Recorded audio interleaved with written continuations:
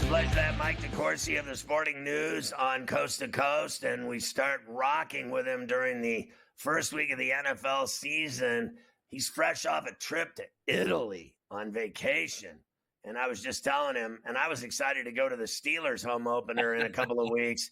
I guess I can't live up to that, resume, having that itinerary. Milan, I heard you say. I'm like, Christ, this guy went to Italy? Like, you were in Italy for vacation? Like, what is left after that? I will tell you, Scott, part of the vacation was to go see a soccer game. My wife and I went to see Inter Milan. Wow. And you can take all of the crazy American sports fans that you've ever witnessed inside a stadium. Cameron crazies, and then multiply it by 10, and you'll still fall short of how wild it is at an Inter Milan game.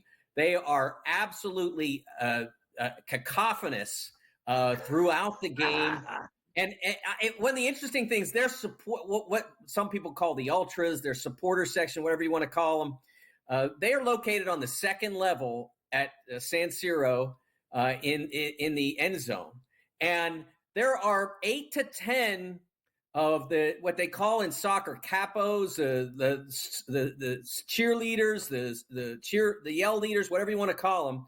They are straddling the second deck railing.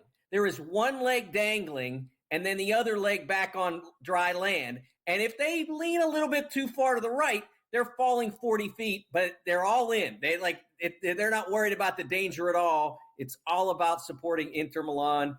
I've never seen anything like that in 40 plus years of covering sports. Was it safe? You mean for me? Yes. Yeah. To do the straddling, no. No. For us, it was great. It was we had great seats on the sideline. It was a delightful night. They don't pay that much attention to the no smoking signs, which is a little bit disappointing. But it was a phenomenal evening, without a doubt. A real entertainment. We kind of wanted to see AC Milan, to see Christian Pulisic play, but the way our itinerary worked out, it was Inter that was playing. So we went there, and it was a phenomenal experience. Where else did you go in Italy?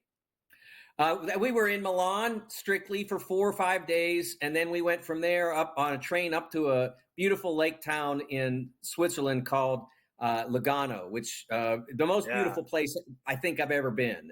Just tremendous. Yeah, my dad's been there. I remember him just raving about that place and the Swiss Alps, and it's just amazing there. They won't let me go there. The federal agents have prohibited me from going there. I would be one of the guys dangling off the railing and falling 40 feet and causing injury to others. I read your article about your excitement for the college football season, Mike, and it's underway. We've already been ranting and raving today about a couple things. Mike Caines, Carver High's Fighting Irish. Also, I have a history with Notre Dame, and how bad Florida State looks. And what was your thoughts of the real opening week of college football, which was this past weekend? Well, first of all, everything that I talked about in the column started to come true this past weekend with some terrific results. The USC victory was huge. Penn State going down to West Virginia was really impressive.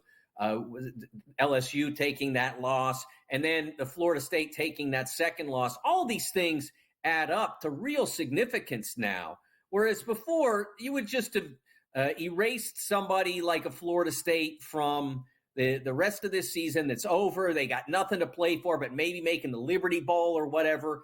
I mean, Florida State technically can still work their way back into it, and it's a huge, it's a huge mountain for them to climb because both of their losses were league losses. Right. So it's going to be really hard for them to make it back. Or LSU. I mean, everybody's ready to write off Brian Kelly and the Tigers now because they lost that game, and it certainly hurts. And they got mad, and you saw Kelly pound the table and all that. But they can go into the SEC now, win the league, and make it to the playoff. It's still all out there for them. It doesn't have to be over because you stunk it up in 1 week. I think that's beautiful. The Florida State thing is fascinating on its own because of the fact that they're suing the ACC. Everybody in the league now dislikes them, if not more. I think they've become maybe the least popular college football team in America now. They're up there with Notre Dame. They're kind of fighting the Irish for that title. And the Irish, of course, they have basically a century of building toward this. Florida State got it done in 6 months. How about that? I mean, that's a real achievement, don't you think? Yeah, I mean to tell you. And I'll say one thing. I don't believe for 1 minute that you can lose 2 conference games to start your season when you're double-digit favorites and then have the schedule that they have left, even in the ACC. There is no way in hell they're in that playoff. There is no way. It's not going to happen, but it's mathematically possible. No, it isn't. Okay, not where I come from. I skipped that day of school. I am telling you, I'm from Mount Lebanon. That is not working. That math is not working for me. I have a question for you. I thought Michigan looked average, the defending champs. Fans are already on more. That took 5 minutes. And now they have Quinn Ewers and the Longhorns coming to the big house this week. Yeah, it's a tough game for them. Absolutely. Texas looked really nice. Obviously not a great opponent, but they looked really nice in their opener. Ewers is a significant talent. Now has a nice commercial out there. The Dr. Pepper commercial. He's nationally famous now. Right. And this is a big moment for him because he's got to deliver in a big game. I mean, they had a really nice year last year, and they had a really nice year. But again, as I mentioned before, all these games have such consequence now. It obviously won't have anything to do with whether Texas wins the SEC, but it will have a lot to do with whether Texas, if they don't win the SEC, can still get into the playoff. It'll have a lot to do with, if they do get into the playoff, what they might be seeded. So these games really matter. And going into the big house, I know Michigan doesn't have the same team that they did a year ago. They lost a lot of talent as well as their coach. But playing against 106,000 people is still a challenge. And I think it'll be a fascinating game to watch on Saturday. Aller looked good for Penn State. They have owned West Virginia like no other team. I mean, what are they like?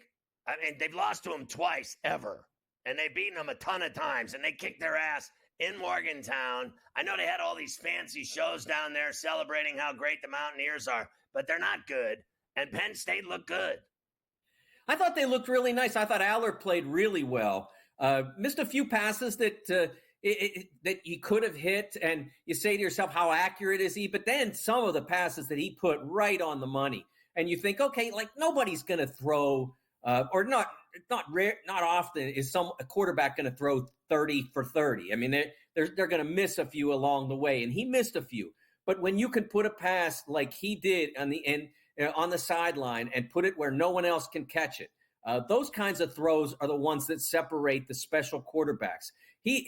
People want to judge based on the first time you see somebody, but quarterback play of all positions in sports is something that really builds. I mean, even going back to when I first saw Peyton Manning as a freshman at Tennessee, not the same player that he was in year 4, and then as a rookie in the NFL, not the same player he was in year 10. So I think Aller showed some real ability, and that Penn State can be really dangerous as they go forward in the Big Ten. And remember, they don't have to play any longer, both Michigan and Penn State. They're going to have some tough Big Ten games, but that two game gauntlet